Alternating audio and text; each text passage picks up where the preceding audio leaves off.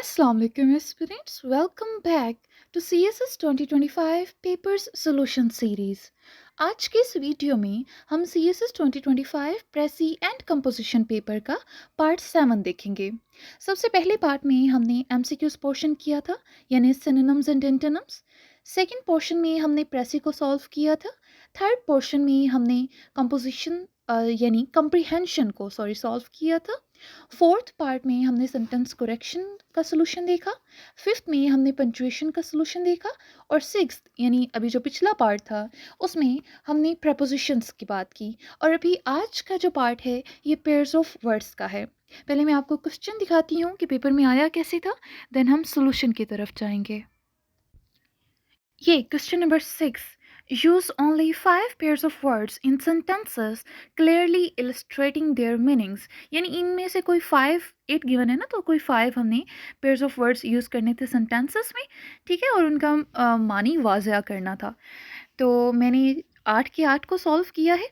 अभी मैं आपको सोल्यूशन दिखाती हूँ। So here is the solution. सबसे पहले दो वर्ड थे ब्लर्ट ब्लर्ट। पहला ब्लर्ट था BLURT, जिसका मतलब होता है बेसाख्ता कहना। तो सेंटेंस बनेगा she accidentally blurted out the secret during the meeting. ठीक है। और दूसरा जो BLERT ब्लर्ट है उसका मतलब होता है बुज़दिल या कमज़ोर। सेंटेंस बनेगा we will not include any blurt in our team. ठीक है।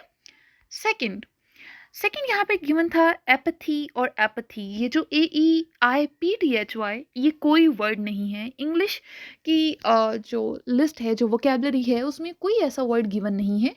हाँ, EIPATHY जो स्पेलिंग है एपथी, ये वाला जो वर्ड है ये ज़रूर कॉलिन्स डिक्शनरी में 2020 में रिकमेंड किया गया था, लेकिन EIPTHY ऐसा कोई वर्ड एग्जिस्ट नहीं करता। और दूसरा ये जो APATHY है इसे बेहिसी कहते हैं। यानी सेंटेंस बनेगा his apathy toward the project made it difficult for the team to stay motivated. ठीक है। नेक्स्ट हमारे पास थर्ड था डिफेनेस्ट्रेशन और डिन्यूमेंट। डिफेनेस्ट्रेशन का मतलब होता है खिड़की से बाहर फेंकना। सेंटेंस बनेगा the angry mob threatened defenestration throwing objects out of the window। ठीक है।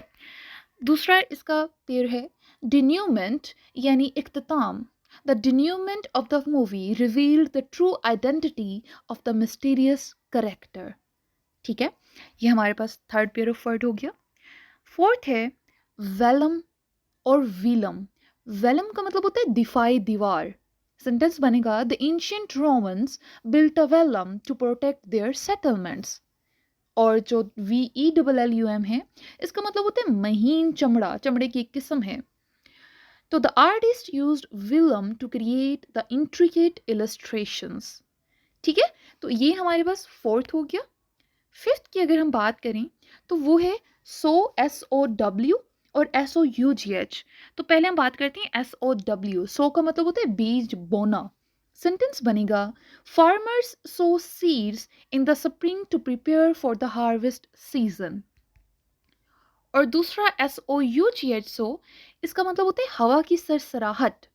सेंटेंस बनेगा the gentle so of the wind through the trees created a Kameng atmosphere.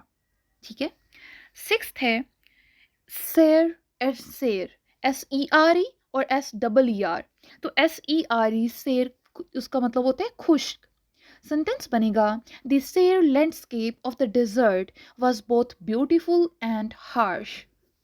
उसके बाद सीर SEER का मतलब होता है नजूमी।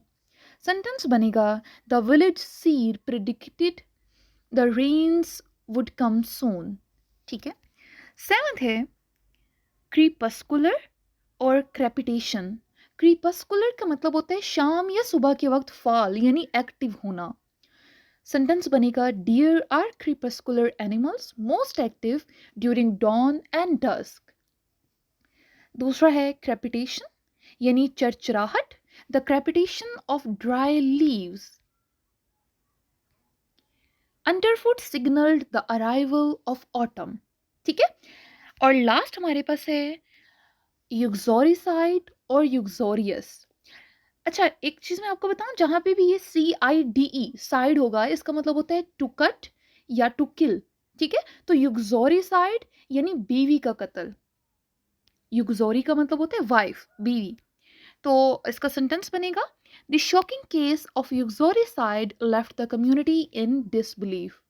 और दूसरा है युगज़ोरियस, युगज़ोरी सेम आ गया यानी बीवी, और OUS का दिलदा यानी उसे पसंद करने वाला। तो इसका सेंटेंस बनेगा, his uxorious behaviour showed how deeply he adored his wife. ठीक है, तो ये थी हमारे पास pairs of words. I hope कि आपको सब समझ आ गए होंगे, लेकिन अगर कोई कंफ्यूजन है तो कमेंट बॉक्स में पूछ लें, और पिछले लेक्चर्स के आपको लिंक कमेंट बॉक्स में मिल जाएंगे। So that's it for today. Thank you.